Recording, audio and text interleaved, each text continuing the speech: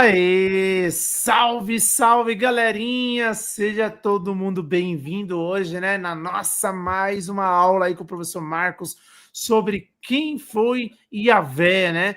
Hoje o professor vai estar aí explicando para a gente mais um detalhe sobre o início, né, da sociedade de Yahvé, mais uma grande aula aí que o professor vai passar. Todo mundo que estiver chegando aí no canal, aí marreta aquele like. Quem não é inscrito, se inscreve no meu canal e no canal do professor Marcos também. Quem puder, os moderadores colocar, mas também está na descrição aí da live, né? Para vocês, quem estiver vendo a live no futuro, vai ver o vídeo, a apresentação, né? E nisso vocês vão se inscrever no canal. E além disso, né, pessoal, sejam abraçados aí, todo mundo que está chegando aí, o Alisson, o Edu, a Sara, o Mano Thiago, a galera toda aí. E quem puder também mandar R$ 1, R$ 2 aí para impulsionar mais a live, para mais pessoas saberem o conhecimento, conhecer mais sobre o trabalho do professor Marcos, sobre a estrutura que ele faz no canal dele, os cursos e tudo mais. Então, sejam bem-vindos aí todo mundo. Professor Marcos, a palavra agora para o senhor. Fica à vontade, fala aí o que a gente vai fazer hoje. Boa noite, pessoal. Quero agradecer ao Cholinho, até peço desculpas aí porque a gente remarcou bastante essa live. E é um assunto muito espinhoso, lembrando que toda pesquisa histórica, ela tenta reconstruir o passado baseado em evidências, baseado em materiais arqueológicos, documentos, fontes, e trabalha sempre no campo da interpretação. Qualquer coisa que eu falar aqui, algumas coisas já são fatos, já são evidências e já são ali materiais já catalogados pela arqueologia, certo? E tudo o que eu trouxer aqui vai ser sempre baseado na interpretação da reconstrução histórica dos fatos. Não tem como a gente falar sobre historicidade.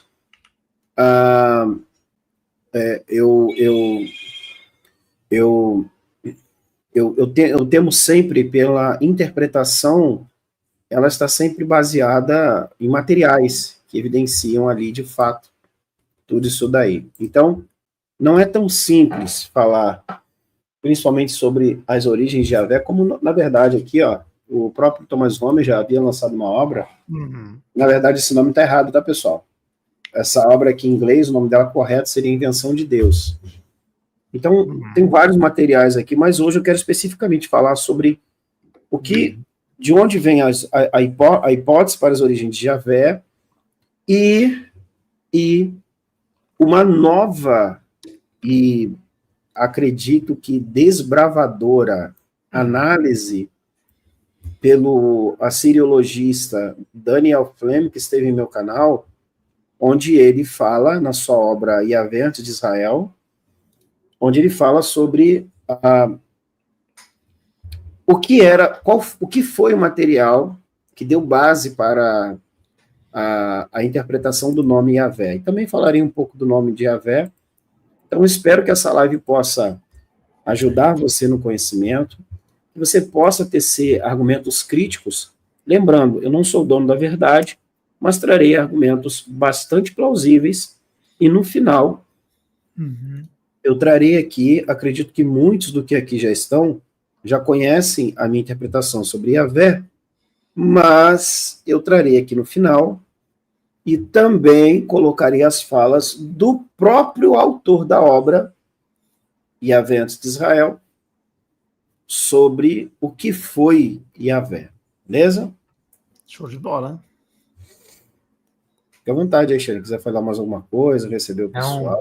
Ok, lembrando, a Sara tá postando aqui, galera, app do Prêmio Best, né, votação, meio ambiente e sustentabilidade. Isso aí, Sara, compartilha aí, pode compartilhar nos grupos lá, tem o nosso grupo aí do WhatsApp também, aí, quem quiser entrar aí, a gente vai colocando sempre, o pessoal sempre vai debatendo lá vários tipos de assuntos, religião, astronomia, ciência, a gente coloca alguns artigos lá também, né, que estou devendo alguns artiguinhos, né, mas a gente sempre coloca alguns bate-papo, né, então a Sara aí tá colocando aí o Prêmio Best, né, e Best, e é isso aí. Professor, pode seguir. Beleza. Aí, agradecer a galera que tá chegando aí, marretando o like aí também sempre, viu, pessoal? Vamos bater nossas metas aí, tentar aí pelo menos alguns superchats, bater nossa meta aí de 80, 70 aí, likes aí, para nos ajudar. Beleza. Vamos lá, pessoal. Toda discussão sobre Yahvé, ela sempre vai girar em torno do... Salve, Eliabe, tudo bem? Ela vai girar em torno daquilo que se tornou a hipótese midianita. Tá? Em resumo, por exemplo, existe uma ideia de que Yahvé, ele não era, né, não era um Deus desconhecido fora do contexto israelita até o primeiro milênio antes da Era Comum, tá? E alguns especialistas reconhecem que a referência mais antiga ao nome, tá, ela é encontrada na inscrição do rei Mesa, ou Mecha, né, que era o rei de Moabe, que data de cerca de 840 antes da Era Comum. Toda a discussão vai girar em torno do que a gente chama de hipótese midianita. Beleza, pessoal? Que vai sugerir ali que Yahvé, ele tem as suas origens nos desertos ao sul de Israel, especialmente ali em alguns contextos das relações que tem, ali amistosamente falando, com os queneus e os midianitas. E isso, inclusive, vem da própria Bíblia hebraica, e eu vou citar aqui. Para o nosso desenvolvimento aqui, eu vou me ater a essa questão dos primórdios, dos estudos das origens de Yahvé, para vocês entenderem o contexto social e político da época. A gente precisa fazer uma análise sociológica daquilo que a gente chama de reconstrução da história. Para isso, a gente precisa entender de onde vem. E vou tecer aqui também uma análise, essa já vai ser um pouco mais extensa, sobre as novas interpretações e o material que foi reavaliado. Por quê? Para quem não sabe, existiam várias lacunas. Várias e várias lacunas. E essas lacunas foram preenchidas pelo Daniel Fleming. Acredito que, na minha visão, não por eu discordar da Bíblia hebraica, mas eu acredito que essa é uma hipótese bastante plausível e que pode fechar ali uma nova interpretação do que seria Yahvé nos seus primórdios. Beleza? Então, os queneus e os midianitas, eles são mencionados nas histórias bíblicas, tá, pessoal? Entretanto, o Daniel Fleming, ele aponta, né, que a hipótese midianita, ela é muito contestada, e que há, de fato, muitas discrepâncias, certo? Na interpretação das origens de Yahvé. E uma das principais contribuições é a questão da presença de Yahvé em textos bíblicos, que vai conectar ali Israel e Judá. E esse é um ponto problemático. Tá? Esse é um dos pontos problemáticos. E o Daniel Fleming, ele vai argumentar que, ao levar em conta a questão da antiguidade da adoração de Yahvé na região, vai ser possível ali configurar a narrativa sugerindo o quê? Que Israel poderia já ter uma identidade compartilhada entre alguns diferentes grupos étnicos, certo? Antes de ser formalmente reconhecido como o Deus de Israel. Primeiro ponto que a gente precisa entender. Israel, a priori, não era uma entidade, digamos assim, uma cidade-estado, tá? O que seria cidade-estado? A cidade-estado é onde já teria sistemas de leis, políticas, digamos assim, monarquia. Não era. Israel, mesmo identificado na estela de Merneptah, e aí eu deixo um aviso aqui, tá? Que alguns vão dizer que não concordam com a estela de Merneptah e etc., mas eu estou tecendo aqui uma análise, porque a estela de Merneptah, até por acadêmicos sérios e céticos, como William G. Dever, eles alegam que ali o próprio Israel Finkelstein, José Ademacaef, eles vão trazer a interpretação de que Israel ali está sendo mencionado. O Daniel Fleming, ele tem uma obra intitulada, essa obra aqui, ó, deixa eu colocar aqui rapidinho. Claro. Só aqui, ó. Deixa Deixa eu ver se é essa obra aqui. Aqui, ó, nessa obra aqui, ó, vou compartilhar a tela rapidinho, Shaolin.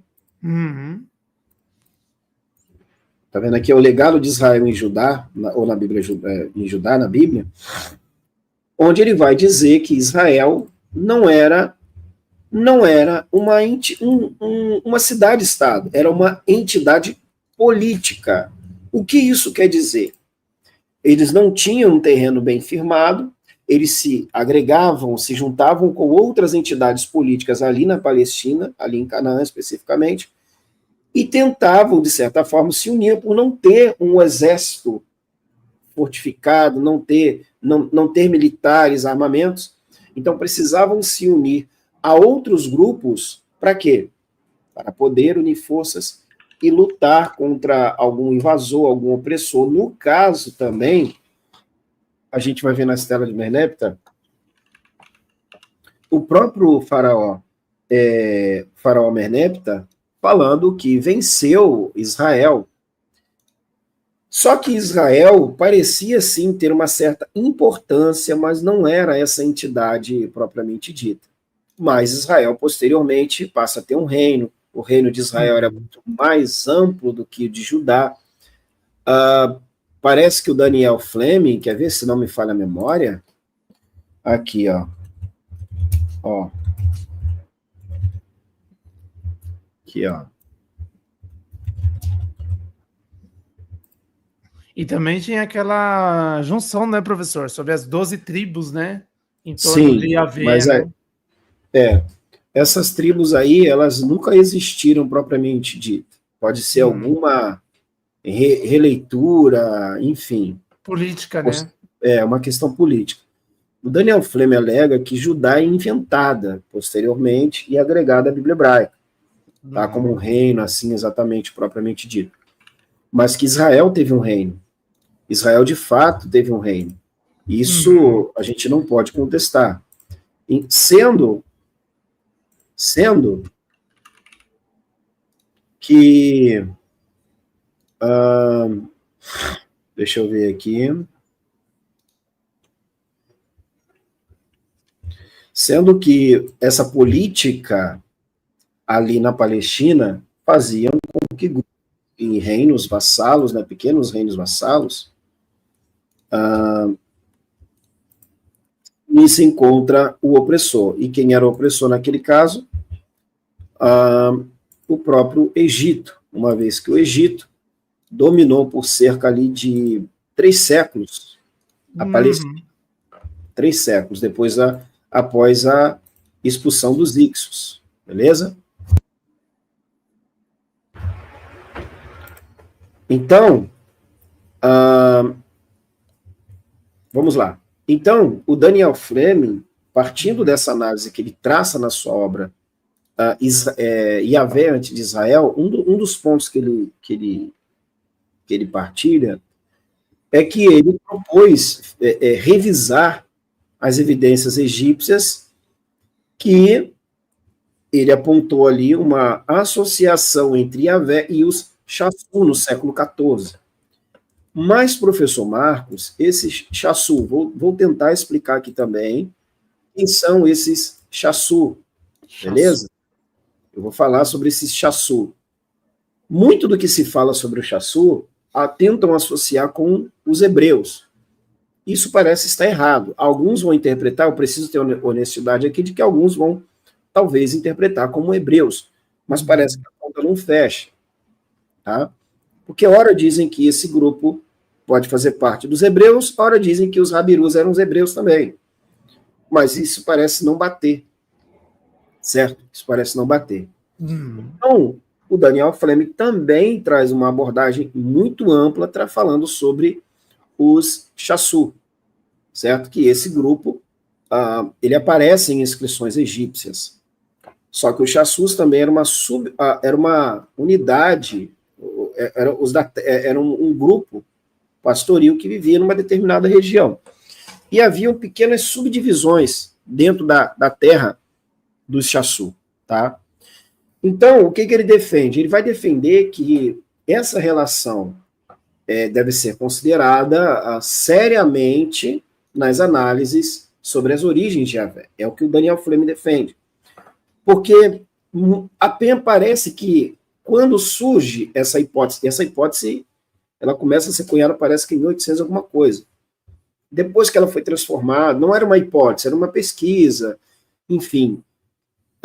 Depois ela começa a ser cunhada a partir desse achado, que eu vou mostrar aqui também, tá?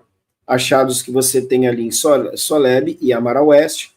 Então, ao que tudo indica, foram feitas interpretações porque aparece um nome correspondente ao nome da divindade, que era ali Tashasu Yavá.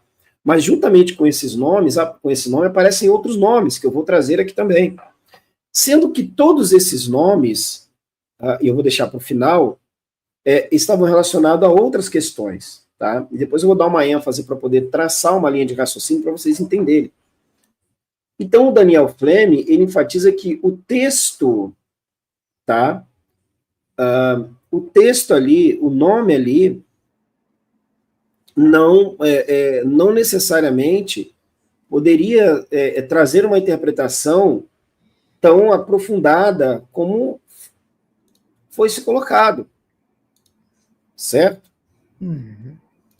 E o Daniel Fleming, ele diz que a compreensão da divindade deve começar a partir do contexto humano, certo? Das populações que adoravam Yahvé, e sem muita limitação a uma narrativa de origem que vem, assim, externamente ou isolada. Certo? E a crítica que ele trouxe nesse seu trabalho é o quê? Ele vai criticar a dependência das interpretações, porque tudo que se tem sobre as origens de Yahvé é puramente especulativo, na maioria das vezes, por questões subjetivas, é muito subjetivo. A gente sabe que toda análise histórica, o historiador vai sempre trazer uma subjetividade na sua interpretação. Não necessariamente há mentiras, não é isso. Não é isso.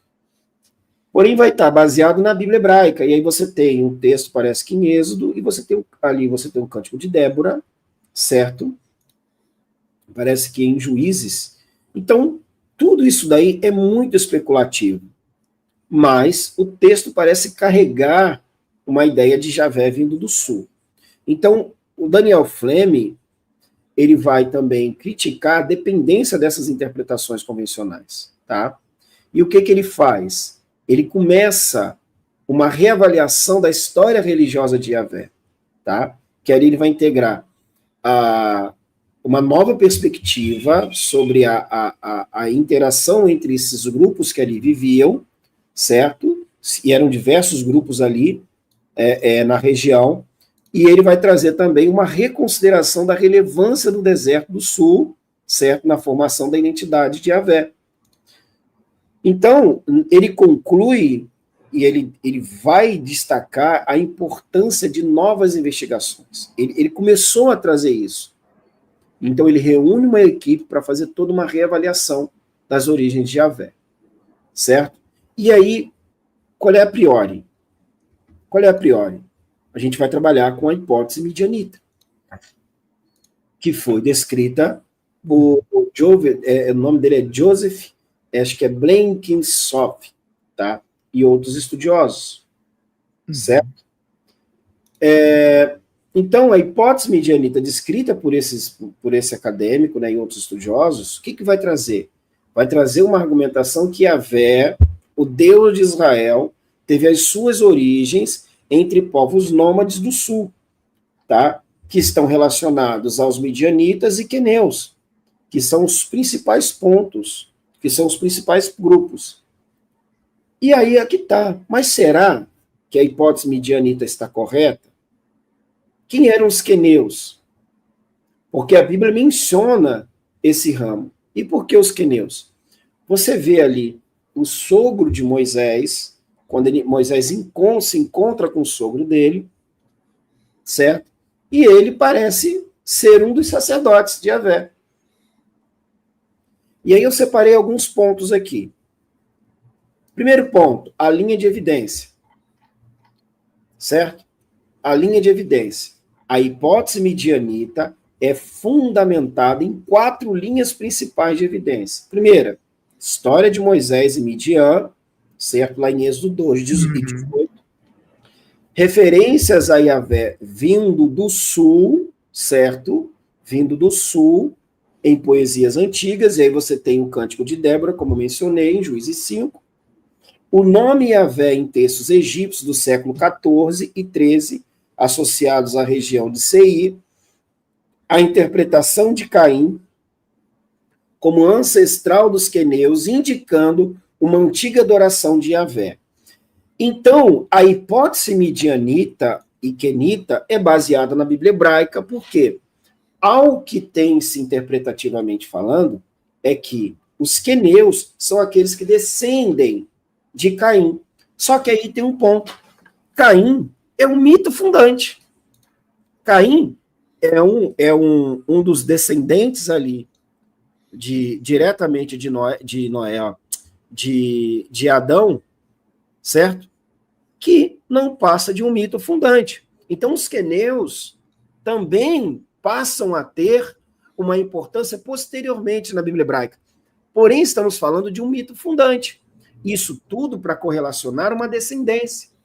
Dizer que, de fato, esses descendentes de Caim, os queneus, já tinham uma relação muito antiga com a divindade Yahvé, uma vez que não. E eu vou colocar aqui por que não. Porque as inscrições mais antigas sobre Yahvé, primeiro ponto, ela vem de outro grupo que está dentro da terra, classificada como os ramos dos Chassu, clãs, ali dentro da terra Chassu. Um grupo, né, professor? É um grupo, é uma subdivisão, tá? Que carregava esse nome, Yavá, não era nem Yahvé, era Yavá. Porém, o Schneider, que foi um dos que interpretou o texto ali para o Dr. Daniel Fleming, ele disse que o nome é o mesmo, tá? O nome é o mesmo. Então, segundo, a origem da hipótese, que foi um dos pontos que eu ressaltei aqui. A hipótese, ela foi desenvolvida por quem? Ou proposta por quem? Tá? No final, ela foi proposta no final do século XIX por Cornelis Thiele. Tá? O que ele sugeriu? Ele sugeriu que Yahvé era um deus do deserto. Então, muitos que ouviram aí no YouTube de que alguns ouviram, né? E aí, meu respeito ao doutor Oswaldo Luiz Ribeiro. Olha, o doutor Oswaldo trouxe uma nova abordagem. O doutor Oswaldo não trouxe uma nova abordagem, porque é sugerido que Yahvé era um deus árabe. E aquelas regiões ali sugerem isso, tá? Que Yahvé era um deus árabe. Então, toda essa interpretação começa com Cornelis Thiele, que como eu falei, ele vai sugerir que Yahvé era um deus do deserto, certo? Associado a povos nômades do sul. Certo? Então, isso vai contra-argumentar, certo? Com a ideia que sugeriram que Yahvé era um deus cananeu ou egípcio.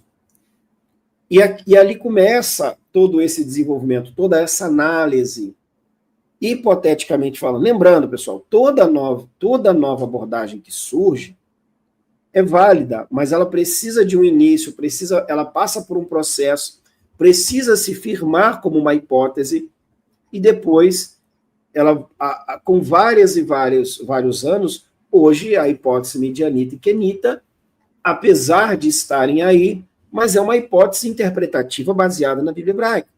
E a Bíblia hebraica, ela carece muito de fontes cronológicas, porque na maioria das vezes o que nós temos ou são mitos fundantes, ou então anacronismos. E esses anacronismos não quer dizer, por exemplo, se você falar de Abel e Caim, cadê Abel e Caim na história própria? Lógico, são histórias muito antigas, mas a questão da tradição oral, ela implica numa confiabilidade reconstrutiva. Você não consegue reconstruir uma história fiel. Então, os escritores bíblicos que são os judaítas e não os israelitas, se apropriam de elementos advindo da cultura israelita, mas modificam, por exemplo, todos os elementos ali que estão inseridos para Yahvé, tudo que está ali inserido, como é que eu posso dizer?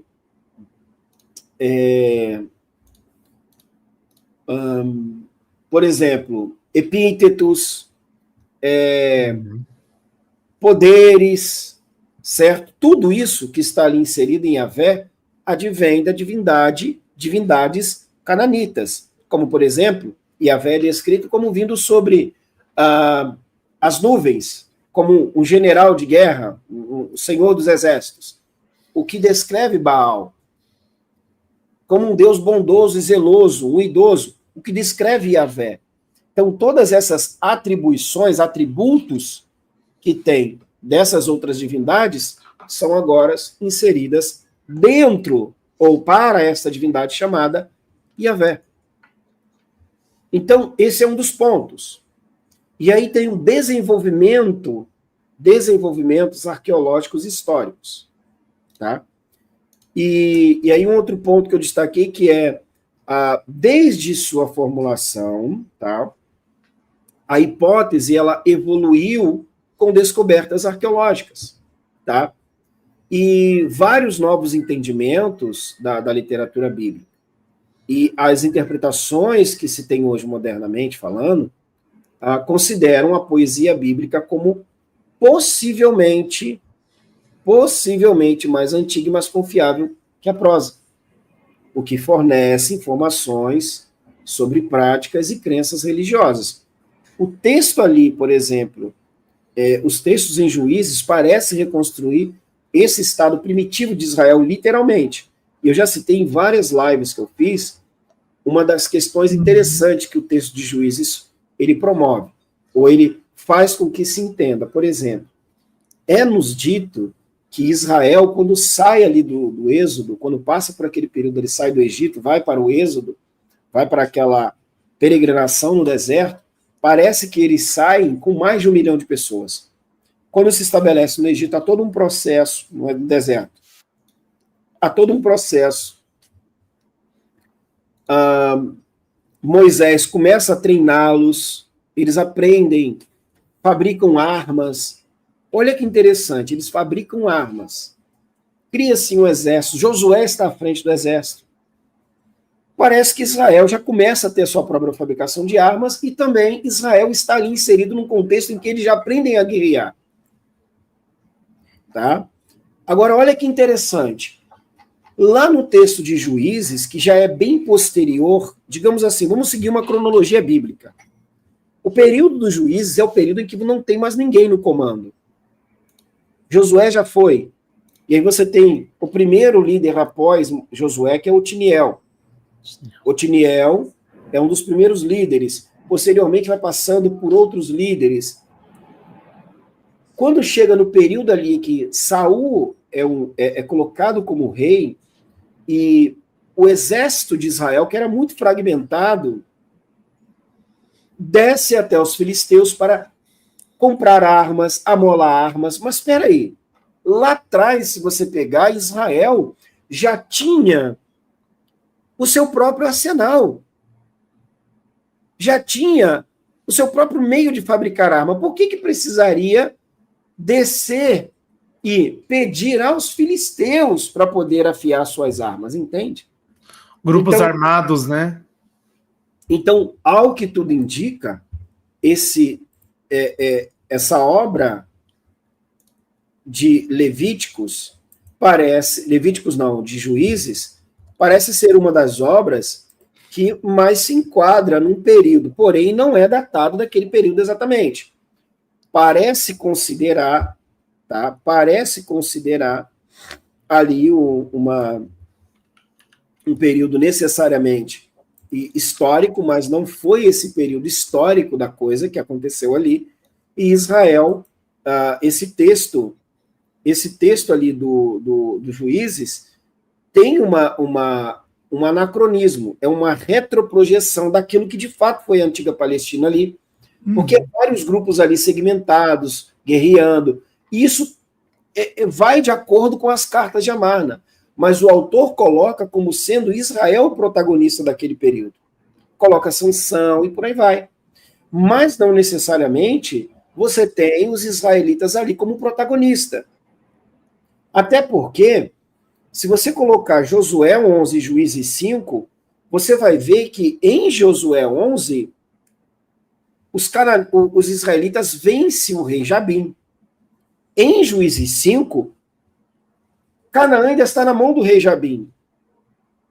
Porque lá em Josué, teve o avanço, né, de Edom também. Lá em Josué 11, o rei Jabim é morto. Em Juízes 5, que é posterior cronologicamente ao livro de Josué, Jabim está vivo e dominando a Palestina, dominando Canaã, reinando em Canaã. Aí alguns teólogos, né, mais fundamentalistas, tentam harmonizar essa questão de que forma? Tentam corrigir de que forma? Colocando como se tivesse Jabim II, o que não é o que a Bíblia de fato traz. Entendeu? Então, essa observação que eu estou trazendo é para vocês verem que a confiabilidade histórica da Bíblia, ela é colocada em xeque não porque eu sou contra a Bíblia hebraica, é porque ela mesma se contradiz. Os escritores não quiseram registrar histórias com fatos, tal qual. E um princípio que eu aplico é sempre: suspenda o juízo, independente de você concordar ou não com a obra. Analise-a criticamente, tente reconstruir uma análise a partir da investigação que você vai construir, e não necessariamente porque você é contra aquele livro ou aquela obra. Não é assim que eu trabalho. Certo? Aí um contexto, um outro ponto, aí você tem um contexto egípcio e nubiano. O quarto item aqui que eu coloquei, o nome Yahvé, certo? Associado ao Chassu, que é um grupo nômade, mencionado ali na lista egípcia, que vai reforçar a conexão de Yahvé com esses grupos do deserto. E a evidência egípcia, o que ela vai indicar? Que eles eram considerados nômades e eles foram vistos como distintos dos egípcios e do cananeu. E isso já quebra a narrativa de que Yahvé era um deus cananeu. Não era um deus cananeu. Essa associação foi quando se começou a reconstruir a ideia de que Yahvé era um deus cananeu. Certo? Isso quebra essa ideia de que Yahvé era um deus cananeu. Essa associação, que me parece, foi colocada em um texto hebraico, que é o 4QDTJ, que é um texto achado na Quarta Caverna de Qumran, por escritores posteriores. Mas isso, quando ele vai, até coloca Yahvé como uma divindade ali, associada ao panteão cananeu. E talvez por isso, essa ideia de que Yahvé era um deus também subordinado a Elion. Mas, na verdade, o escritor parece cometer ali um anacronismo, ou, de repente, por querer colocar, por serem politeístas, e os israelitas eram politeístas, por quererem colocar Yahvé numa posição de destaque, como um dos filhos da divindade maior, ou talvez por uma tradição, a gente não sabe, apenas suposição. Mas Yahvé era uma divindade diferente das divindades cananeias. Porque você não vê em nenhum texto cananeu, nenhum texto garítico o nome Yahvé. Você vê Ian, que era o deus do mar, que lutou, parece, contra Baal. Certo? E o quinto ponto aqui que eu quero destacar são a reavaliação da relação de Israel com o culto a Yahvé. E a hipótese, ela sugere que a religião ali de Israel, ela não surge como uma revelação divina exclusiva, mas sim como uma prática integrada a contextos culturais locais. Quer ver um ponto? Inclusive na obra do John Alton, o John Alton, ele, que inclusive é mais adepto à religião cristã e judaica, ele tem uma obra em que ele fala sobre os paralelos, mas ele diz que paralelo não quer dizer que seja a mesma coisa. É lógico que há influência. Mas se é paralelo e você tem as mesmas características, e você tem digamos assim, práticas que antevêm a essas práticas, digamos assim, por exemplo, da religião israelita, então há de se conver que o que se tem ali é mais antigo, e que Israel, as práticas israelitas, e principalmente práticas cultuais, são mais posteriores. Então, John Alton, ele em uma das obras, ele fala sobre, por exemplo, a prática ritualística de se tocar um animal antes de oferecê-lo à divindade. Olha que interessante. Quando o sacerdote ali, dentro da Bíblia hebraica, ia oferecer um animal, em virtude do pecado daquela pessoa que estava oferecendo, a pessoa precisava tocar um animal. Isso está na Bíblia hebraica. Isso está lá na Bíblia hebraica. Se eu não me engano, em Levíticos. Quando o animal é tocado na cultura hitita, isso aí ocorria muito na cultura hitita, a pessoa, ela tocava o animal para que a divindade pudesse reconhecer quem era o dono ou quem era aquele que estava oferecendo o ritual como forma de benevolência, pedido à divindade.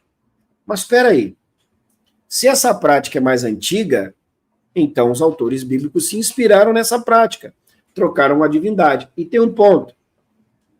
Se Yahvé ou El é onisciente, por que a pessoa precisava tocar para que a divindade reconhecesse, para que Yahvé reconhecesse a pessoa? Esquisito, né? Oferecendo? Então, isso demonstra uma associação, não digo apropriação, mas uma utilização das mesmas práticas, porém, com alguns modos operandes, com algumas formas diferenciadas. E a divindade também diferenciada. E um outro ponto aqui a se destacar é que as práticas rituais ali dentro da Bíblia hebraica também parecem vir da própria religião garítica. E um ponto é que a ideia de tenda do encontro já se praticava em Ugarit e em outras religiões ali do Antigo Oriente. A ideia da tenda, existia a tenda de Yahvé, de El. Existia a tenda de El. E o modelo do tabernáculo é baseado também em outros modelos da antiga religião cananeia. Certo? Quem diz isso é esse autor aqui, ó. Peraí. Galera, marreta o like aí, hein, pessoal. Tá chegando aí, ó. Marreta o like aí, estamos com 62 likes, marreta aí, ó. A história primitiva de Deus, de Mark Schmidt, que eu entrevistei no meu canal há algum tempo atrás. Ó, lembrando, professor, o senhor está mostrando esse livro. A professora que veio aqui essa semana, a Ângela Natel, também mostrou o livro. O professor ainda entrevistou ele no canal. Olha isso, galera. Olha o nível que a gente está. Então... Exatamente. Então, as práticas ali cananeias, isso demonstra que o autor judaíta, ele ressignifica, ele aplica os elementos ritualísticos da divindade israelita El para a divindade judaíta Yahvé, certo?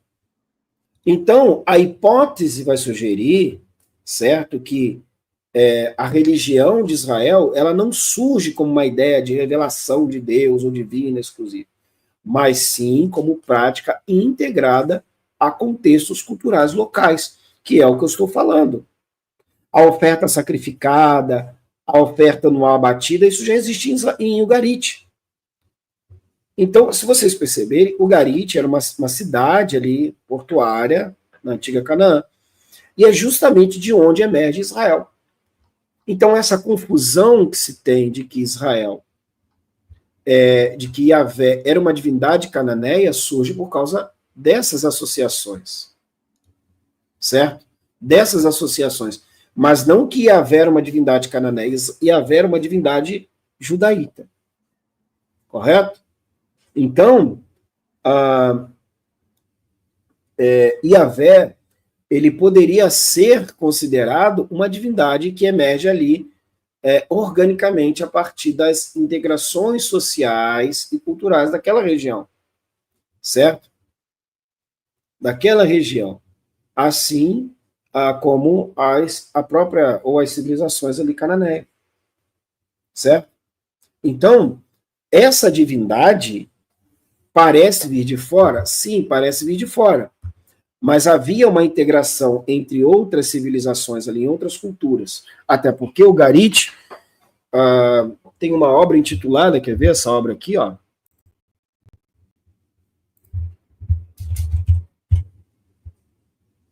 Peraí.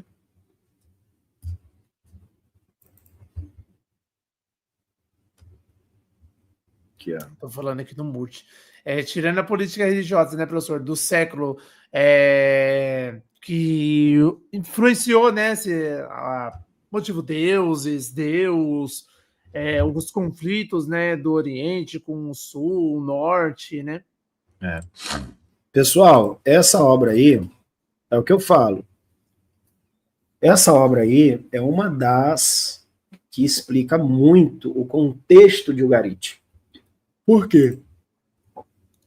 Essa obra que eu chamo é intitulada Manual de Estudos de Ugarit. Tá? Manual de Estudos Ugarítico. Essa obra aqui é composta de 916 páginas por vários e vários acadêmicos, especialistas na área. Se eu não me engano, o Mark Schmidt, acho que está aqui.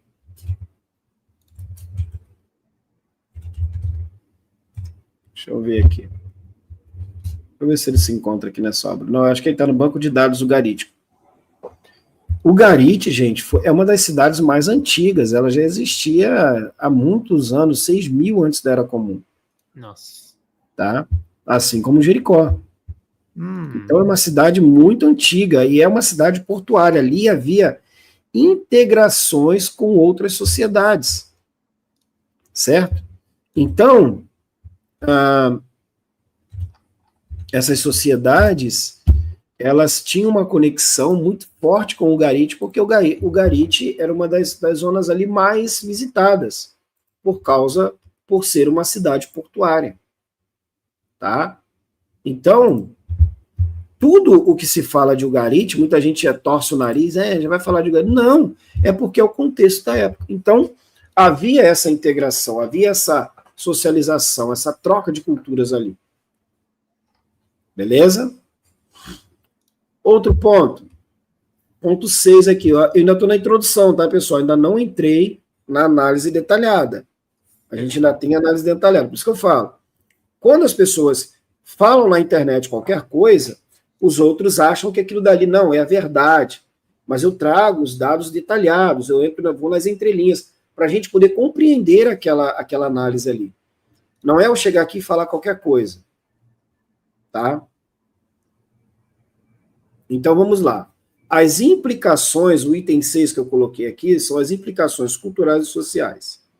Certo? E aí, vamos lá. A relação entre os deuses El e Yahvé, como que pode ser vista? Pode ser vista como uma expressão de um tecido social mais amplo, que uniu várias comunidades. Isso quer dizer o quê? A ideia central é que Yahvé não precisaria ter vindo de fora do que mais tarde se tornaria Israel. Ele já poderia estar entre os grupos nômades que habitavam as regiões adjacentes. E eu vou mostrar no mapa para vocês daqui a pouco. Isso é só a introdução, pessoal. Isso aqui ainda não é o conteúdo. Isso não é o conteúdo ainda. Isso é só o prólogo daquilo que a gente vai analisar aqui. Isso é só o prólogo. Aí, ó, pessoal. Só o prólogo. Vamos lá, o que isso quer dizer? Vamos lá. Yahvé poderia já ser conhecido ali na Palestina? Sim. Por quê? Esse grupo chamado Chassur, que foi apreendido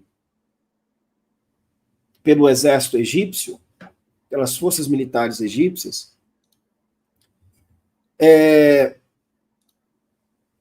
apesar da Palestina ser uma região muito vasta, esses grupos ali poderiam terem se conhecido.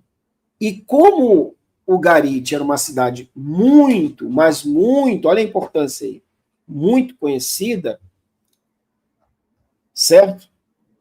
Nada do que a gente fale aqui, e vamos melhor, o que a gente fala aqui, o que eu falo aqui, pode, e os acadêmicos, os especialistas sugerem, é que parece ter havido uma interação, tá, entre esses grupos, e os Chassú eram conhecidos, e como haviam essas subdivisões de grupos ali, e tribos, dentro da própria terra Chassú, e os Chassú eram vistos como bandidos, eles eram conhecidos.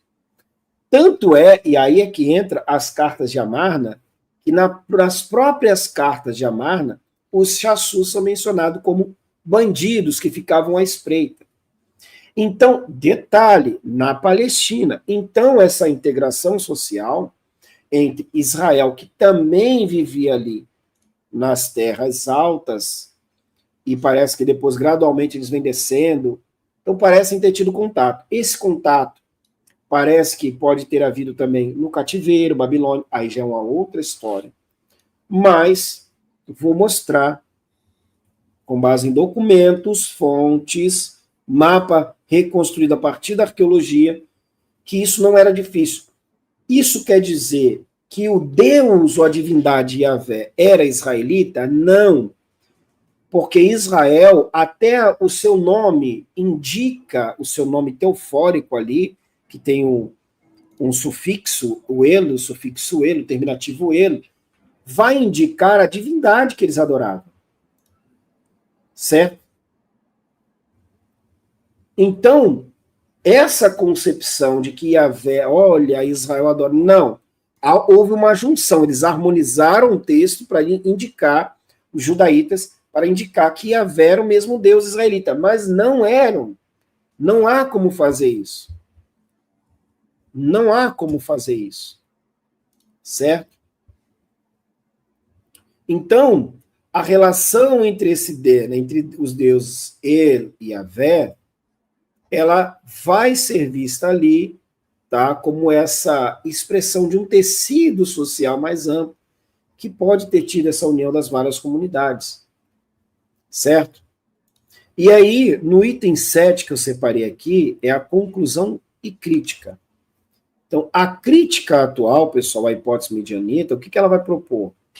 Ela vai propor que não se deveria considerar Yahvé como um Deus estrangeiro, separado da identidade israelita, que foi o que eu falei aqui.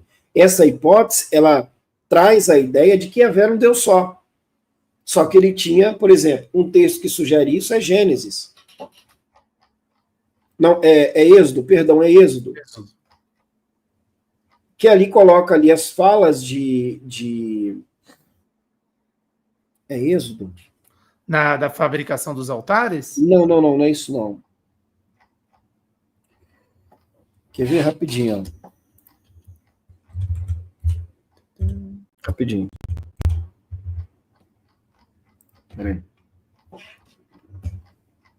Rapidinho, deixa eu só lembrar o texto aqui, peraí.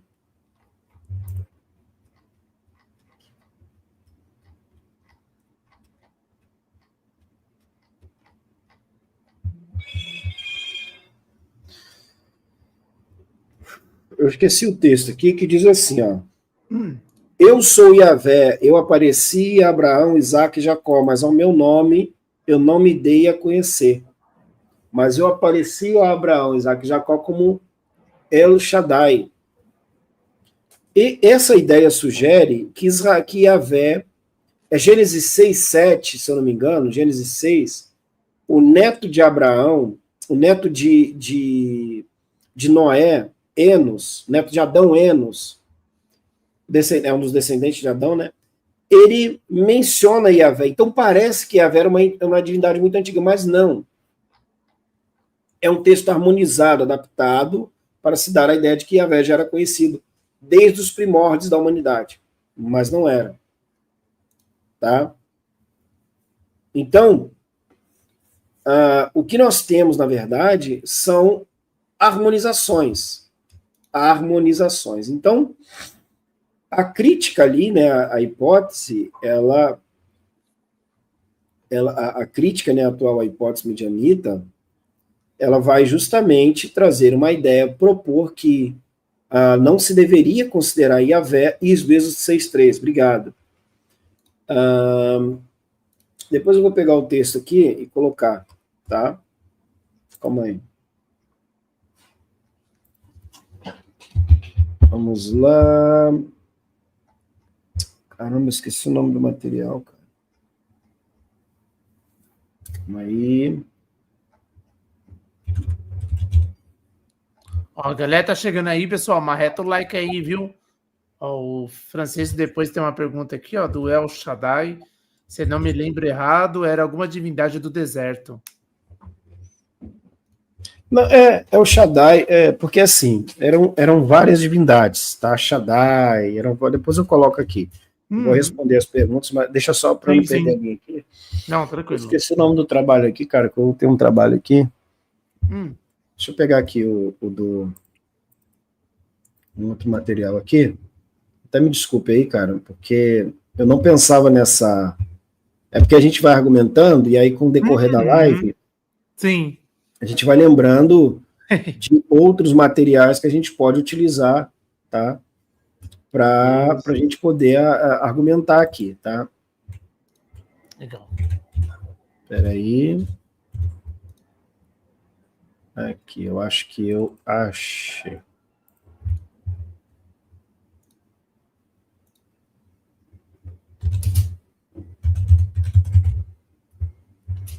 Não está aqui.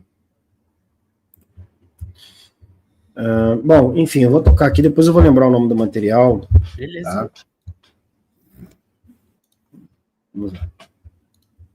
Então, esse é um dos pontos. Então, em vez disso, tá, poderia, sim,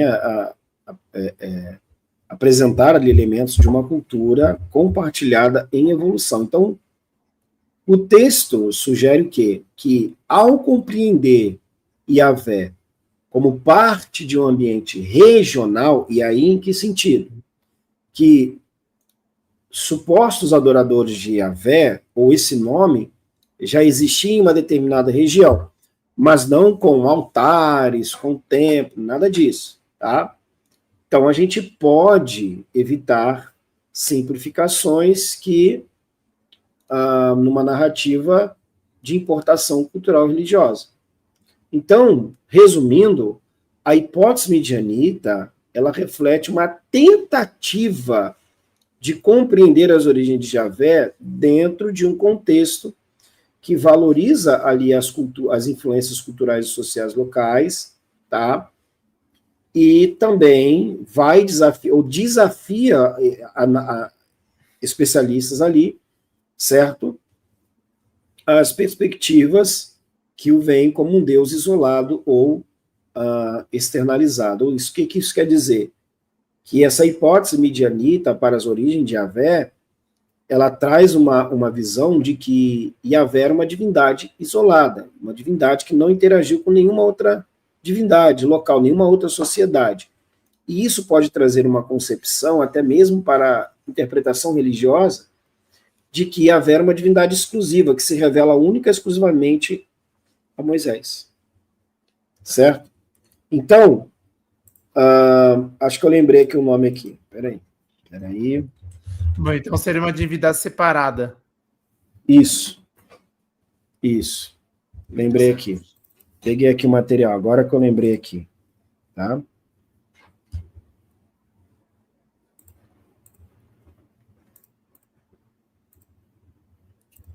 Tem gente flodando aí no chat, hein, Shaolin?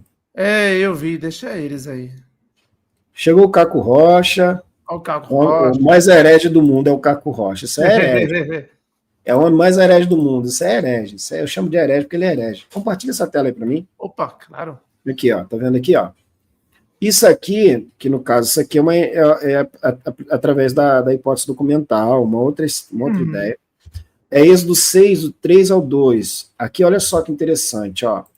Ó, vai dar Elohim et Moshe, ou seja, e disse Elohim, ou Deus, a Moisés, tá?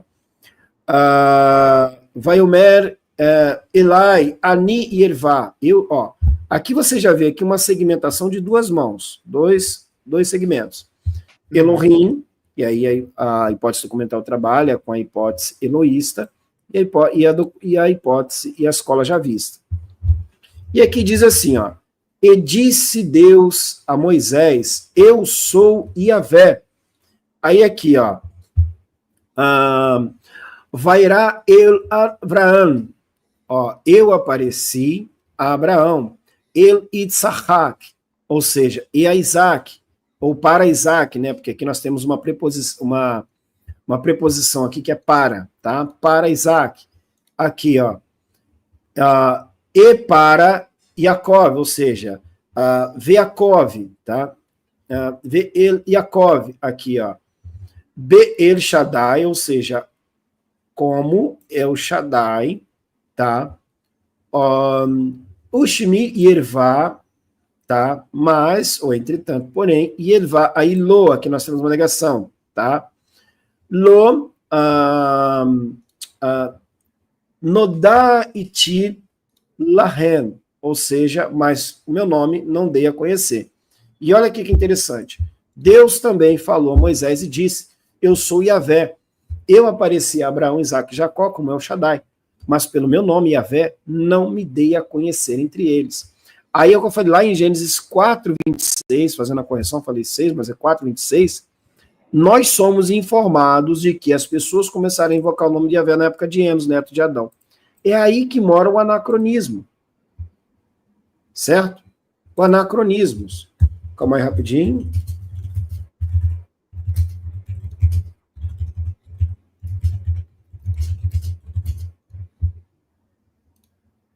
Calma aí.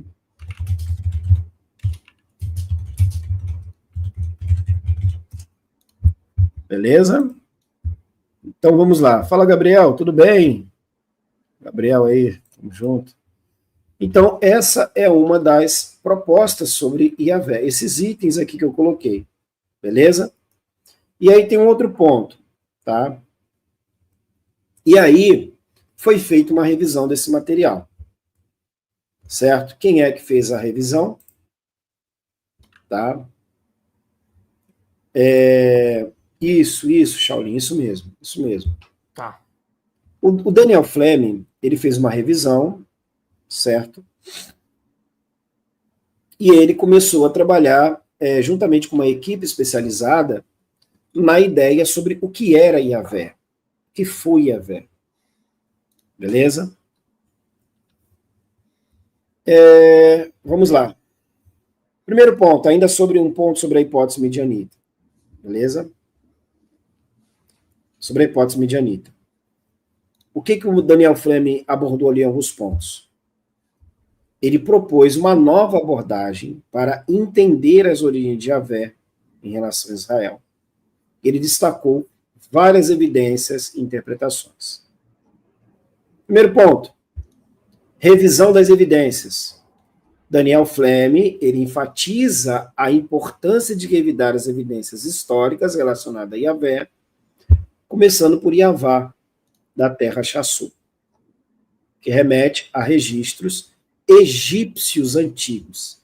O que ele buscou?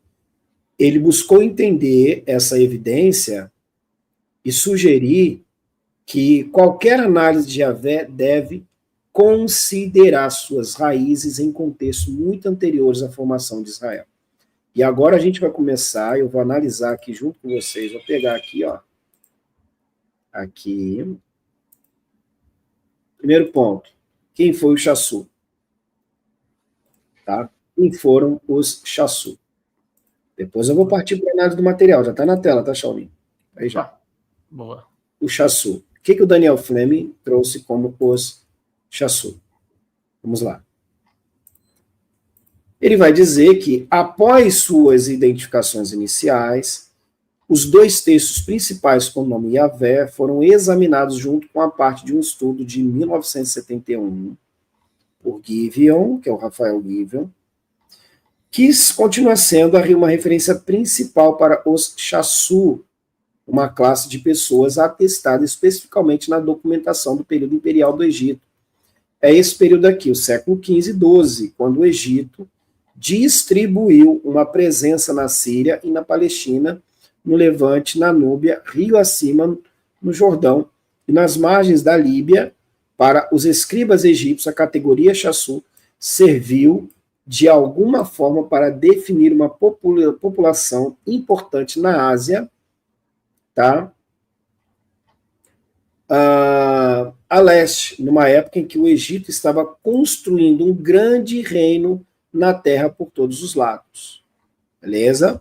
E aí ele destaca uma motivação chave para a inovação política da conquista, como chegou, foi a divisão do Egito entre o Delta e o Sul durante o final do século XVIII até o início do século XVI, quando as populações de origem levantina do Mediterrâneo Oriental se tornaram tão poderosas que passaram a dominar o Delta. De quem está falando? Certo? Os Ixos ali que dominaram, depois os egípcios retomaram tudo aquilo dali. Aí já está falando do Egito helenístico, né? Aí vai falar do historiador Maneto, certo?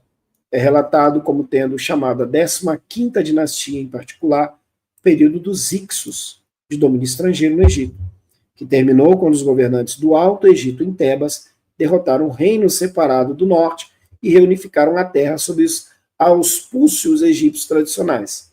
Na segunda metade do século XVI,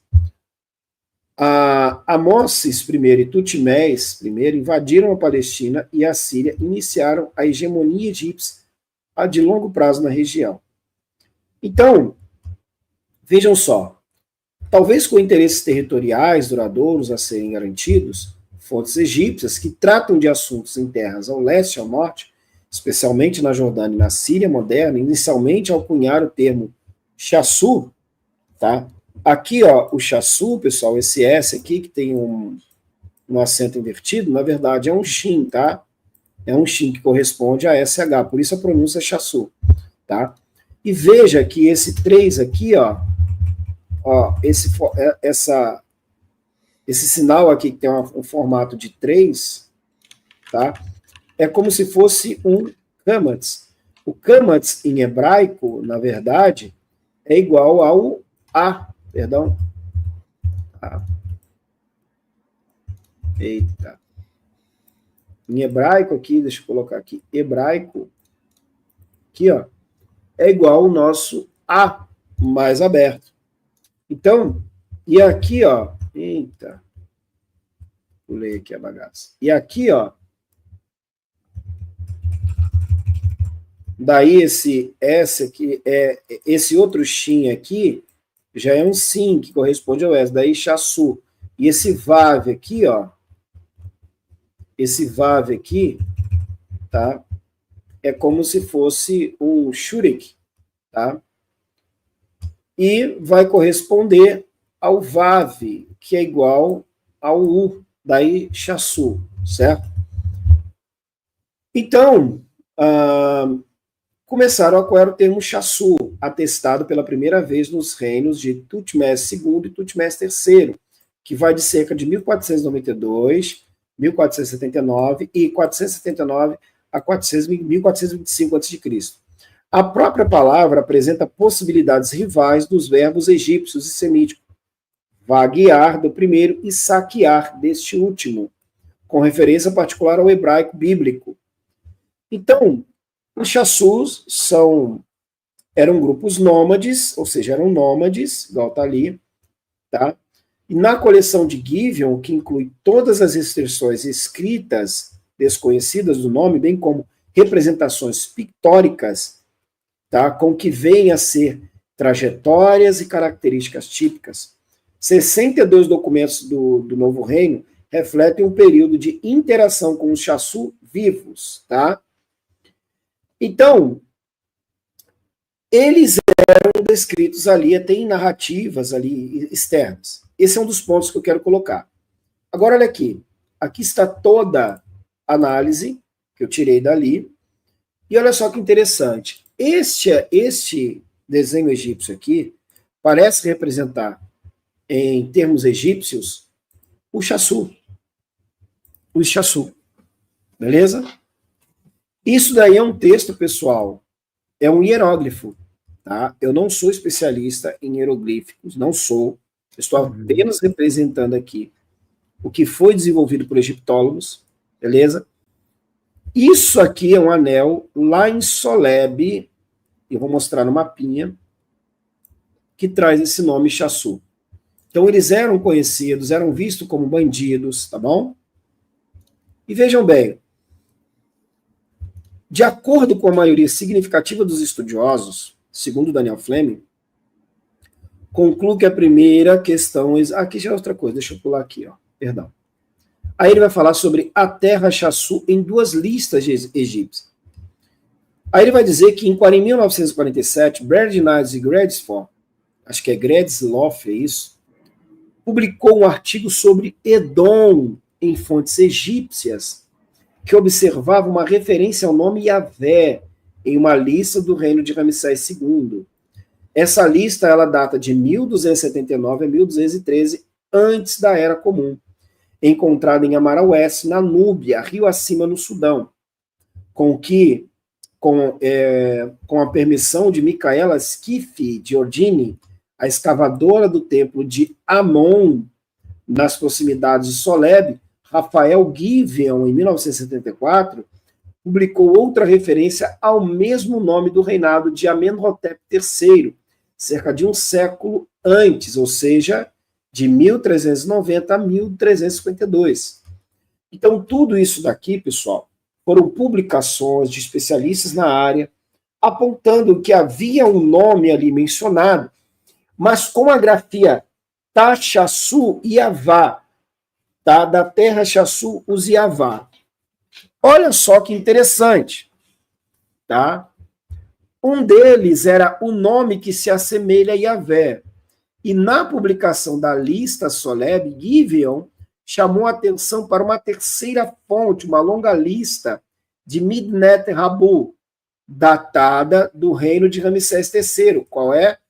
Ou seja, olha só, esses Chassu já vinham sendo catalogados pelos próprios egípcios. Então parece que esse grupo era um grupo importante. Mas olha só que interessante, ele vai falando sobre essa lista, sobre esse nome Chassu, e parece que tinha uma certa relevância. Agora olha que interessante. Onde o nome Iá, ou seja, Iud e Re, que foi transliterado Iud e Re do hebraico. Tá? O Iud, na verdade, é menorzinho, tá? Iud e Re, que daí vai ser Y, tá? H, na transliteração para o nosso idioma. Vem logo antes de TR. E vocês vão entender aqui esse IA e esse TR. Lembrando, Trubru da lista Soleb. Quem era Trubru? Trubru era outro grupo, uma outra unidade de dentro da terra Chassu. Agora, olha a linha de raciocínio, porque na época, quando foi interpretado, esses nomes, principalmente, vamos tirar aqui, o nome Iavá, que aparecia na lista em Soleb, foi interpretado como o nome de uma divindade.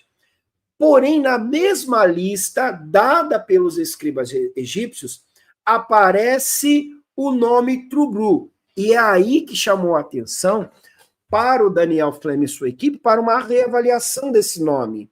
Porque, peraí, na mesma lista aparece também Trubru? Como assim? A equação com o Yavá é plausível, desenvolvida por Astor em 1979, como separá-la de qualquer ligação ao sul e levada a sério por Adron Müller em 2017. Além dos nomes aqui mencionados, no entanto, não há nenhuma combinação estendida para aplicar as listas de Amaral Oeste e Soleb, de modo que essas parecem ser seções mescladas com outras fontes, em vez de qualquer base para reconstruir uma forma mais longa de um texto original. no final temos dois textos principais, a lista de Amara-Oeste e Soleb, e a discussão das evidências egípcias deve ser orientada, antes de tudo, para este contexto. E aqui são o que eu já falei sobre o Chassu, tá? Sobre o Chassu. E olha agora que interessante, pessoal. Como eu falei que o Chassu era um conhecido, olha aqui, ó. Ó. Aqui na Núbia, que era dominada pelo Egito, você tem aqui, ó, um templo em Amara-Oeste e outro em Soleb. Aqui estão as duas unidades. Olha só os nomes que vão aparecer entre os prisioneiros do Egito. Olha só aqui, ó. Tá vendo aqui, ó? Alepo, Ugarite, Biblos, todos esses nomes aqui, de menos Ugarite, parece que vai aparecer nessa lista aqui, ó. Deixa eu mostrar para vocês, ó. Olha o que ele diz aqui, ó. Talvez com interesses territoriais duradouros a garantir fontes egípcias, que eu já falei isso aqui, né? O que significa esse termo chassu? Olha as interpretações. A própria palavra apresenta possibilidades rivais dos verbos egípcios e semíticos. Vagueado primeiro e saquear. Por quê? Porque parece que esse grupo denominado chassu eram grupos que vagavam pelo deserto. E também isso a gente pode linkar, certo? Com a própria fonte das cartas de Amarna, que vão mostrar ali que os chassu eram grupos vistos também como bandidos, porque eles roubavam quem passava. Isso está nas cartas de Tel el Amarna. Então, pode-se dizer que os chassu eram grupos que vagavam e que assaltavam. Então, o termo chassu parece cunhar essa ideia. Não sou eu que estou inventando, tá, pessoal? E aí, deste último, com referência particular ao hebraico bíblico. Sabe onde está isso? Tá na Bíblia hebraica. Entendeu? Então, essas escolhas são provavelmente invertidas em relação às expectativas. Com o egípcio parecendo simplesmente descritivo e suposto semita carregando o preconceito e a antipatia que podem estar associados aos alvos potenciais de tal violência. Agora, vamos para baixo aqui para a gente poder entender. Aqui, pessoal, está um desenho do templo. Tá? Eu não lembro que templo é esse aqui. Deixa eu ver aqui. É um dos templos. Tá no Egito, tá? Eu não lembro que templo é esse aqui. É um dos templos em que aparece. Em Soleb, perdão. Aqui na parte 4 aqui, ó. Na parte 4, tá vendo aqui, ó? Aqui existem celas. Vou mostrar para vocês o que estavam nessas celas aqui, ó. Tá? Isso aqui é um templo de Soleb, o salão hipostilo da área 4. Beleza? Haviam colunas gigantescas, tá, pessoal? Gigantescas. Bom? Aí vamos lá. A lista com Yavá faz parte de um extenso conjunto de decorações na parte interior. Olha aqui, ó. Eu tenho aqui esse desenho, ó, do próprio templo, ó. Se vocês observarem, galera, olha aqui que interessante. Aqui estão pessoas. Olha o tamanho dessa coluna aqui, ó. Pedaço dessa coluna. Aqui está a inscrição, aqui está a pessoa aqui. E eu vou explicar isso aqui. Por que eles aparecem, se vocês verem aqui, ó, com as mãos amarradas? Uhum. Vou explicar isso aqui. Isso aqui é a categoria Chassu Yavá. Aqui está o Yavá. Categoria Chassu Yavá, tá? Aqui, ó. Vou explicar. Então, era muito grande. Olha o tamanho das colunas. Os prisioneiros eram amarrados aqui.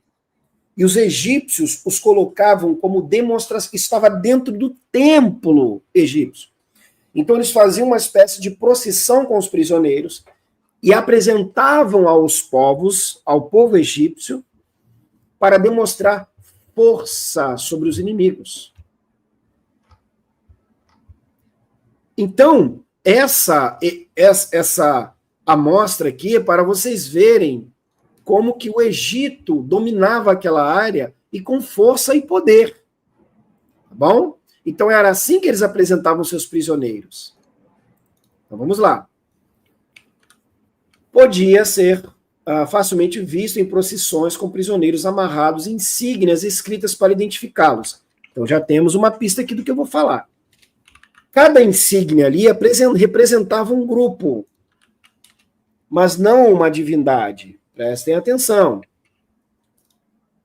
Numa parede do pórtico de entrada aparecem vestígios de uma cópia, sem indícios de qualquer texto, mas indicando que as colunas não eram o único contexto para essa visão geográfica e militar.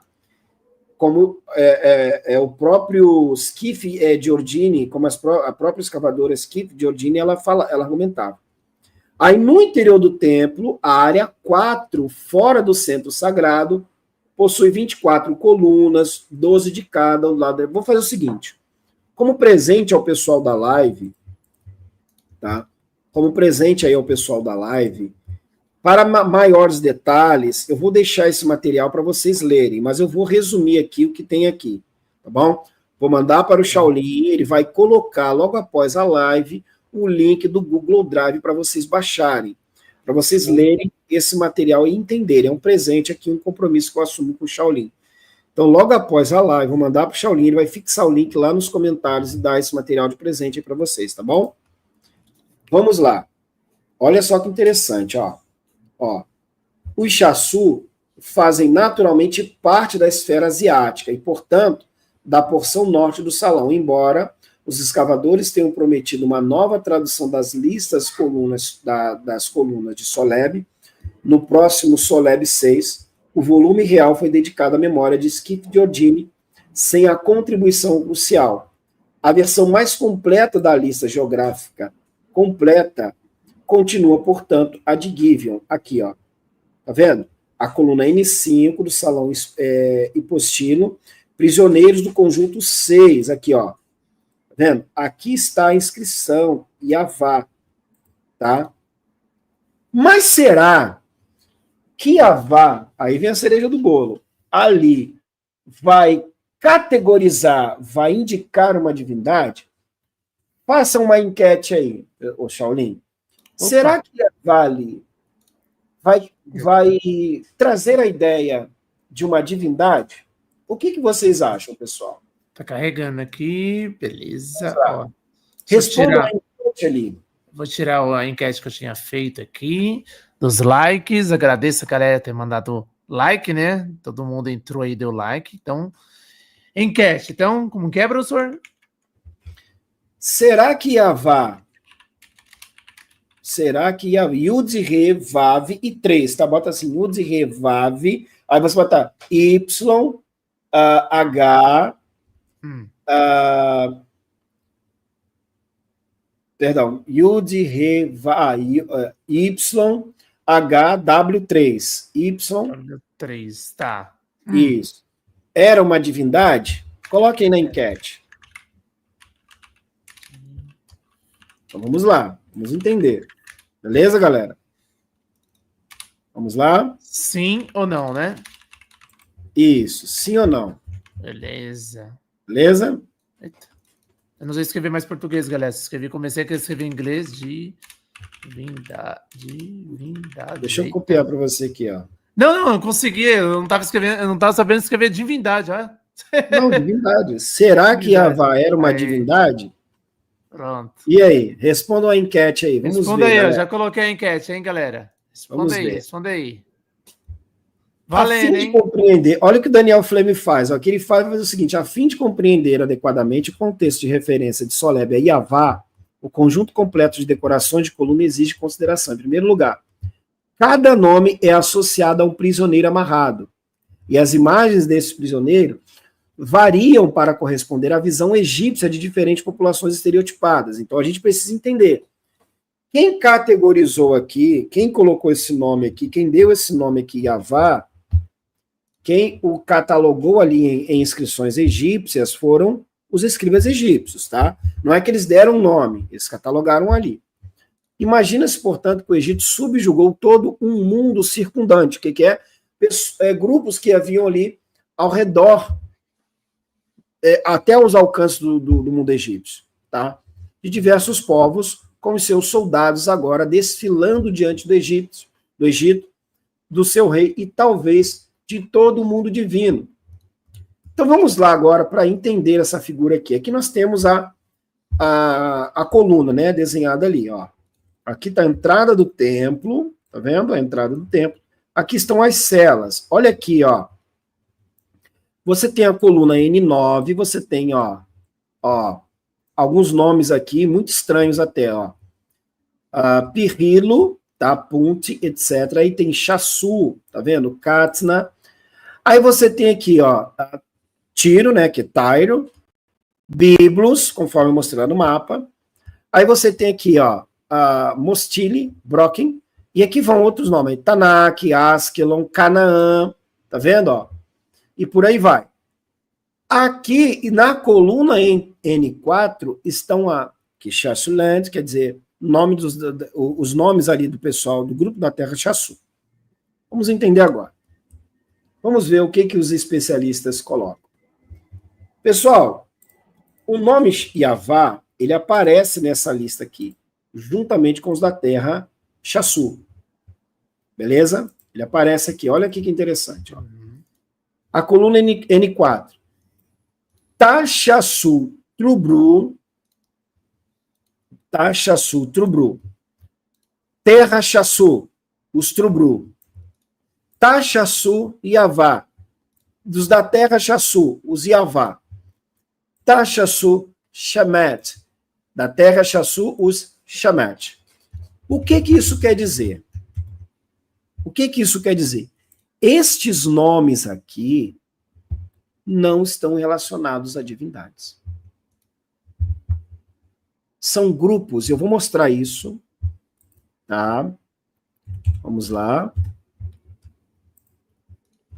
Nesse outro material aqui, mas antes, eu vou continuar aqui. As leituras do texto egípcios aqui seguem o texto apresentado por Adron e Miller, com marcador vocálico após o último sinal, como Vá. Thomas Schneider observa a escrita hieroglífica de Yud, Re e Vav, com esse, na verdade era um trigrama, não um tetra, tá, pessoal? É claramente silábica, tá? O Yod renderiza Iá. O Re é uma única consoante sem um marcador vocálico, daí Iá, Vá. Vá é quase certamente Vá. Schneider não conseguiu pensar em outra instância de sinal. Vav, com esse marcador vocálico, que é no final da palavra, mas lê como Vá, tá? Seria indicado por nomes como Tá, Vá, Tá, Sá, para Hitita, Zuvansás, ou Zuvansás. É possível que o Vá aqui, né, que está no final, represente nós. Em qualquer caso, o nome termina com uma vogal aberta, porque foi a vogal Kamats que eu falei com você, tá? Falei com você. Ou, como um com patá, como se fosse um patá, que também representa um A, tá? Estou grato aqui por avaliação cuidadosa. Que ele afirma que esse nome aqui, de fato, é Yavá. Agora, olha o que o Daniel Fleming, a conclusão que ele chega aqui é a cereja do bolo, tá? Ele vai falar sobre o Cântico de Moisés e etc. Por aí vai. Cântico de Débora lá em Juízes, desculpa. Tá? Vamos lá. Segundo Gridsloff, Gideon estava pronto para identificar Shemet, tá? Pela Bíblia, ou Semita, né? Pela Bíblia.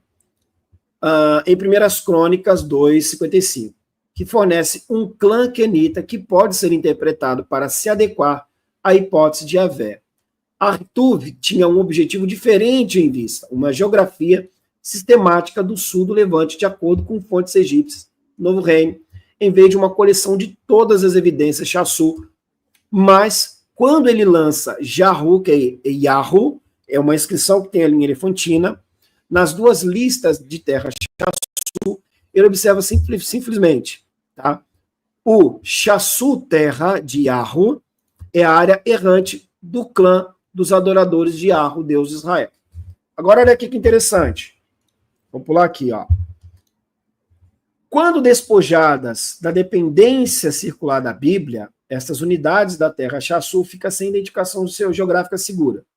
Comparada com o Papyrus Rares I, do século XII, que alinha a terra dos Chassu com a montanha Seir, a lista de Soleb carece de qualquer ponto de referência territorial independente, deixa-nos apenas com a própria terra Chassu.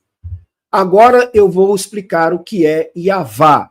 Yavar a priori não era um deus. Olha o que a conclusão, isso não é a verdade absoluta, tá, pessoal? Isso é uma reavaliação da hipótese midianita e quenita para as origens de Javé, que está dependente aqui da Bíblia hebraica. Mas tinha muitos furos, porque a hipótese não se consolidou como uma teoria.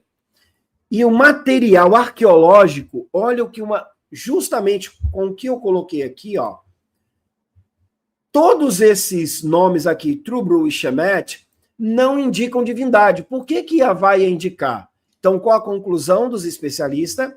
Que Yavá é apenas um nome de um grupo entre um conjunto de 4 ou 5, as unidades principais de algum todo que o Egito conhecia aí como um conjunto coordenado, talvez tenha lutado e alegado ter derrotado. Todas estas seriam, portanto, grandes entidades Chassu, identificada por interesse nas populações por elas nomeadas.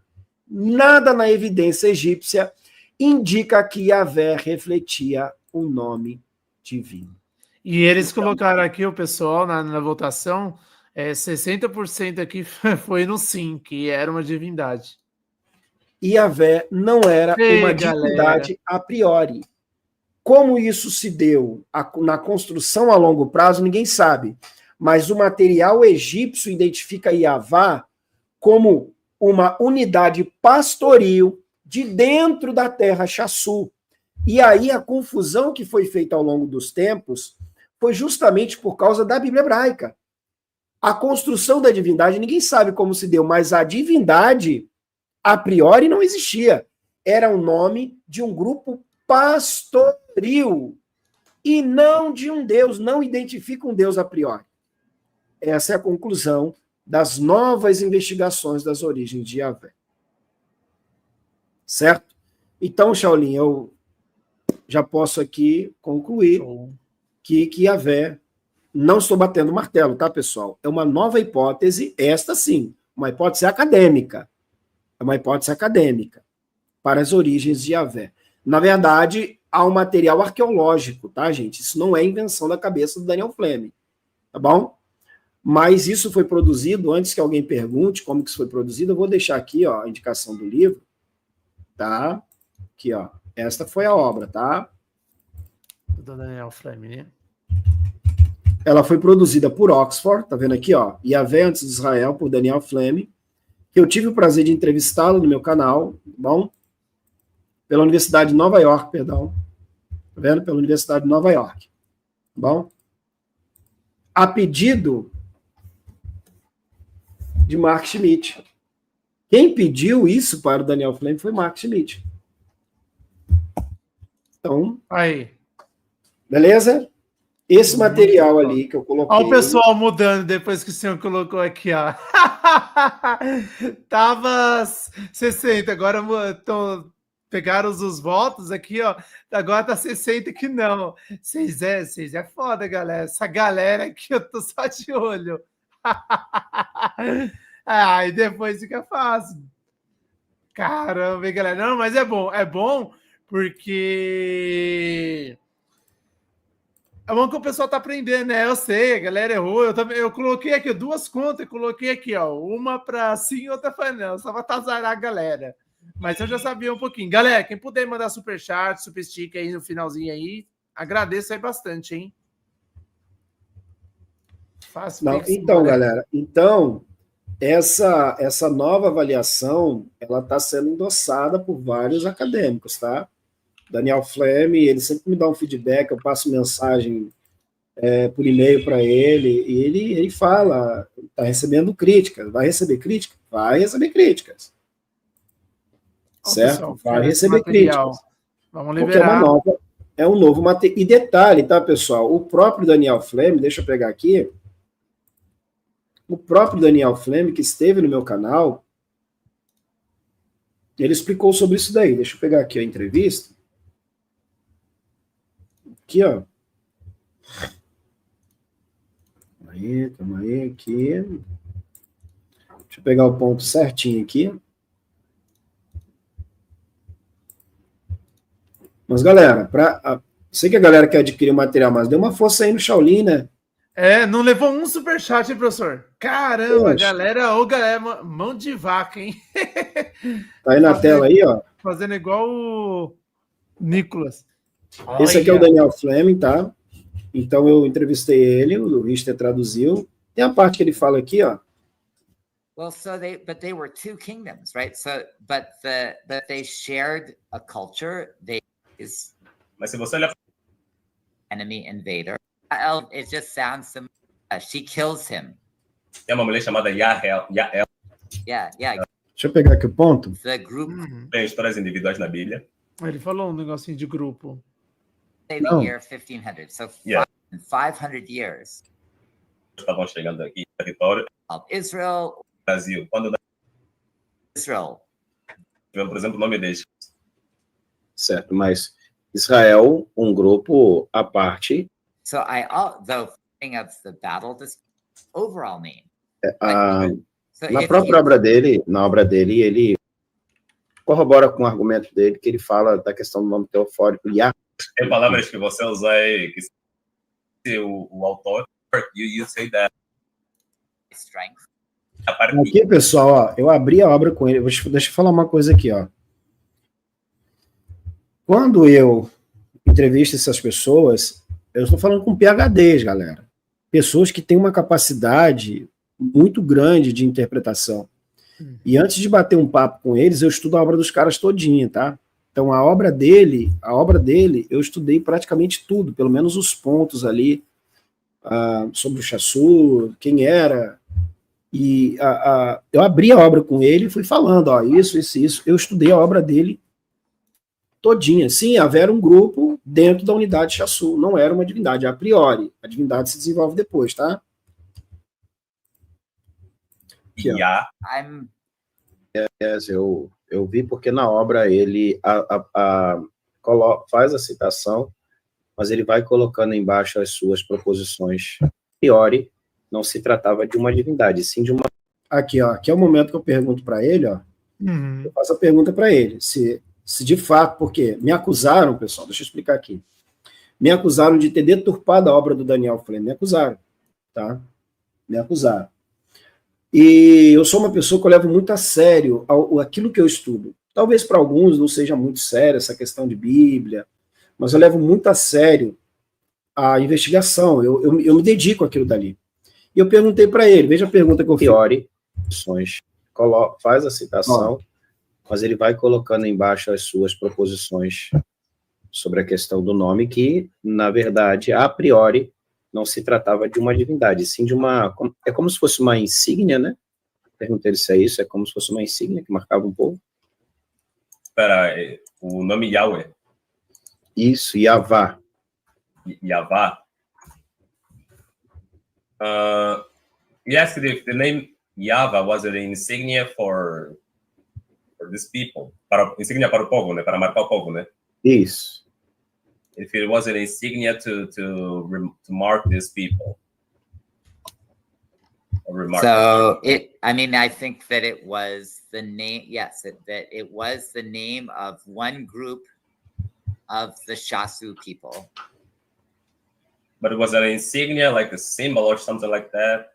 Yeah, I think it was just their name. Like so Israel is the name of a people, and in that way, like, and Judah, Yehuda, that's the name of a people, and similarly, Yahweh for that time was the name of a people. Ele pensa que era o nome do povo mesmo, Yahweh, como, por exemplo, Israel e Judá, como era o nome do povo. Eu acho que tem um ponto que o Mr. Flame não terminou, que seria até parar lá no finish or continue. People. Yeah, the things are the. Então aqui ele Like, responde. of course, there were outsiders. People. Provável que esse povo de Israel tenha pego esse nome. Do que se trata esse nome, do que significa esse nome Yahvé, de fato. So, Prof. Marcos, say that qual foi Se há um consenso sobre Yahvé ou Yavá, se há um consenso nisso daí, né? O que os acadêmicos Yavá ou What Yahvé? name you? A translation of this. Better answer than people before. Is to live. Bom, ficou mais ou menos claro aqui, mas tem uma parte que eu pergunto para ele. Vocês viram que ele marcou ali. Ele marcou ali, disse que identificava um grupo, mas tem uma parte que eu faço. Eu faço uma pergunta para ele direta: se Yahvé a priori é uma divindade. Ele disse não. Ele disse que não. Então, quem quiser assistir a entrevista completa, vai lá no meu canal, vou deixar aí até o link aí com o Shaolin, se ele puder. Sim, claro, manda aí, professor. Tá aí, quem quiser ir lá assistir, tá, pessoal? Tem uma pergunta do Roger Cunha, professor, é aqui, ó. Professor Marcos, todas as divindades do panteão cananeu têm suas características, como, por exemplo, a fertilidade? Se sim, qual seria a de Javé? Então, Javé é porque assim, deixa eu explicar. Javé, ele pega atributos de várias divindades. Então, na verdade, você não tem como categorizar quem é Javé. Porque Javé, ele vai ter a atribuição da divindade Baal, que era um deus do trovão, era um deus dos raios, aí vai ser o deus, o ancião dos dias. Então, na verdade, Javé não tem uma característica própria. Javé pega, os escritores colocam todas as características da divindade El dentro de Javé. E sim, por exemplo, você tinha vários, o deus da morte ali no Egito, em Ugarit, era o deus Morte, que era o deus da morte. A deusa a rainha do mar, que era, acho que não me engano, era a Xerá. Aí você tem Yan, que é o deus, a divindade marítima. Então, cada um tinha uma característica própria. E ele era mais o deus assim, bondoso, zeloso, e etc. E aí você tinha também outra divindade, que era da caça, eu esqueci o nome, Acate, não sei se era, não, é na lenda de Acate. Acho que é a divindade Acate. E, enfim, tinha várias divindades ali em Canaã que tinham suas próprias características, entendeu? Deixa eu agradecer aqui, o Renato Rocha mandou 10 assinaturas. Valeu, Renatão. Brigadão, hein? Valeu mesmo, hein, pessoal? Muito, muito obrigado, hein? E além disso, pessoal, também coloquei aqui a entrevista que o professor Marcos passou aqui para mim, né? Que ele teve com o Daniel Frame, né? Para vocês analisarem, estudarem, lerem, né? Com ele, que é um acadêmico super respeitado também, né? Então, é interessante vocês assistirem, tá aí, eu mandei, vou fixar depois. E o Glaucio, professor, tem uma pergunta. Javé não vem de Sidon, como disse o necromante da tenda? Fugindo um pouco, Baal talvez influenciou Zeus? Rapaz, possa ser que Baal tenha influenciado Zeus, mas eu vejo uma característica também com El. Eu acho que é uma fusão. Tá? Agora, calma aí. Agora, vim de Sidom é meio complicado, tá? É meio complicado dizer que Javé vem de Sidom, porque isso daí marca muito algumas questões da própria Bíblia hebraica. Então você não sabe, é o que eu estou falando, você não sabe a origem exata, você tem especulações e hipóteses. Então não se sabe de onde vem exatamente. Entendeu? Exatamente. Mas que... O Vitor, professor, também perguntou, né? Javé foi construído após a região pastoril de Não, Yavá? a gente não sabe, ó. Yavá era, deixa eu explicar de novo, Yavá era um grupo pastoril dentro dessa terra, ou desse grupo, Chassu. Era uma outra unidade, não era necessariamente, como é que eu posso dizer assim, um deus. Tá bom? Não era um deus. Ele não foi construído, mas essa questão da divindade, o próprio Daniel Flemme ainda deixa ali uma ideia de que, por exemplo, toda divindade, quando construía sua terra, as pessoas carregavam seu nome. Possa ser que Yahvé, esse grupo Yavá, esteja associado a uma divindade? Pode ser, isso não é impossível. Mas o que os especialistas identificaram ali é que Yavá está categorizado pelos egípcios, assim como os Trubru, os Shamet, entendeu? Dentro da região da terra Chassu. Entende? É isso. Exatamente. Deixa eu agradecer os membros que estão aí, né, pessoal? Sempre tem algumas coisas diferentes aí nos membros. E aí eu vou ver com o professor Marcos se a gente libera esse material para os membros ou para todo mundo, professor. O que você acha? Não, olha só, você pode liberar para a galera poder Tá bom? fazer download aí, não tem problema não. É importante só a galera poder ajudar aí o canal, dar uma força pro canal do Shaolin. Entendeu? Exatamente, show de bola aí, ó. Isso aí, o professor Marcos liberou para todo mundo. Então, assim que a gente acabar, eu vou pôr aqui na descrição, mando também na comunidade lá para o pessoal todo, né, para pegar o material. E eu vou falar aqui também os membros que chegaram novos, né, para o pessoal se sentir acolhido, né, também, né. O Jeromoel recebeu a assinatura, o Alessandro, Caio, Isaac, Leonardo, Caio, Daniel, RC, Camila, Rafael. Isso aí. Os 10, Deixa eu só dar um recado aqui para a galera. Galera, eu estou divulgando aqui. Posso fazer a divulgação, Shaolin? Me permite ou não? Opa, com certeza, claro. Pode. Pessoal, eu comecei a trazer um conteúdo diferente no meu canal. Fiz uma aula de degustação, certo? E agora eu vou ir mais à frente, que a gente está eu estou com uma playlist lá exclusiva de grego e sintaxe do grego bíblico, tá? Exclusiva para membros.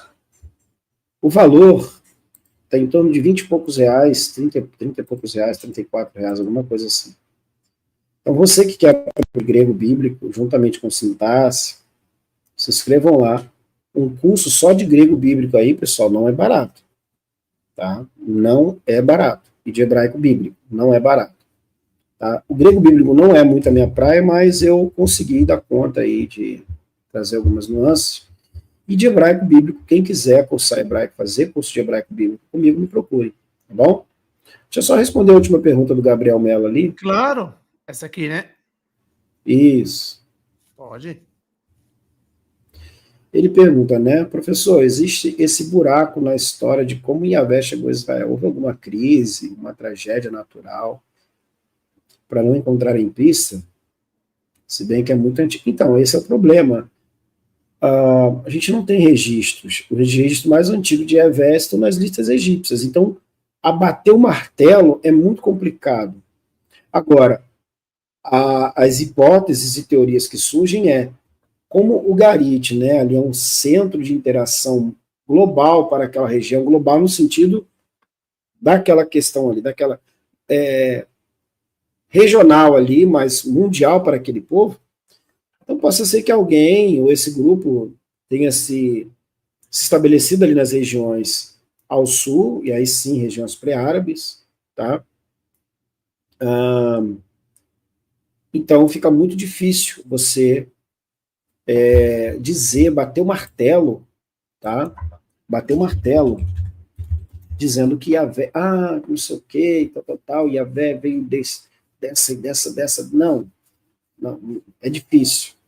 É difícil. Não, a gente não tem essa resposta. Tá? A gente não tem essa resposta. Não tem como. Bom? Exatamente. Aí, galera. Mais uma pergunta para fechar? Na verdade, tenho mais uma aqui. O Roger Cunha falou: professor, existe algum texto que mostre que Javé interagindo com outras divindades? Então, interagindo assim, por exemplo, ó, tem a estela de Mecha, você tem ali Chemosh, né?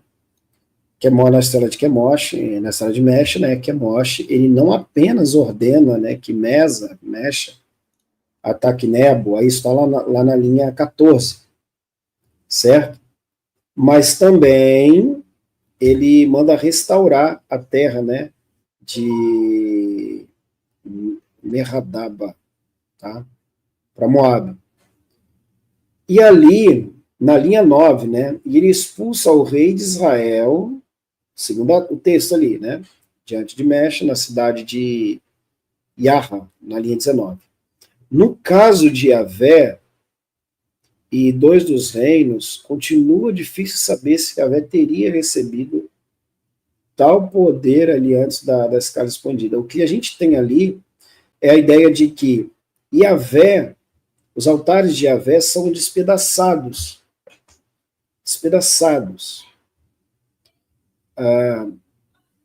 pelo rei Mecha. Entendeu?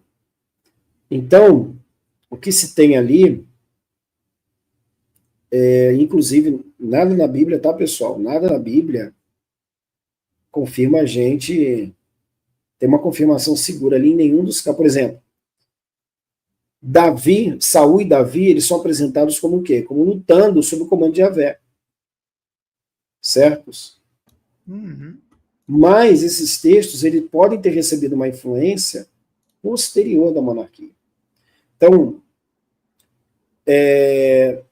essa ideia de que Yavé interagiu com outras divindades não se tem. Extra-biblicamente falando, você tem essa menção de Yavé na estela de Mecha. Fora disso daí, você não tem nenhuma outra referência a Yavé. Nenhum. Bom, acho que a gente pode terminar, cara. Estou um pouco cansado. Podemos sim. Eu ia falar isso. Só vou dar um último recadinho aqui pro pessoal para a gente encerrar. Galera, lembrando que amanhã, né, nós temos ainda a programação. A gente tem mais uma live, né, às 19 horas, com a Mari, né, que ela é uma ex-católica da Renovação Carismática, né? Então ela vai vir falar um pouco sobre a Renovação Carismática. E na sexta a gente tem a nossa famosa série, né, das aberrações de Kardec. E aí vocês vão ver aí nas outras lives que eu vou trazer aí durante a semana, que é o Hércules como nanotecnologia com combate com câncer, a pesquisa dele acadêmica, o professor também Celso para falar sobre a Inquisição, e segunda-feira o Alberto Linderman para falar sobre a crise no Brasil, a universidade, ciência, né? Então tá aí os pesquisadores, além disso, mais outros aí que vai vir aí no decorrer da semana, do mês, né, professor? Isso aí, ó, tema bom mesmo, exatamente. O do Linder também é ótimo tema.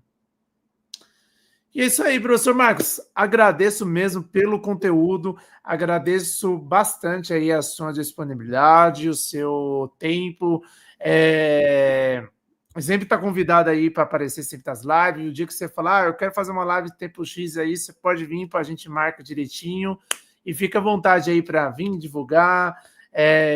Sempre acolhido nos nossos corações aí. Obrigadão, professor. Valeu, gente. Obrigado. Valeu. Obrigadão, galera. Quer falar alguma coisa, professor Marcos? Finalzinho? Isso aí. Galera, valeu.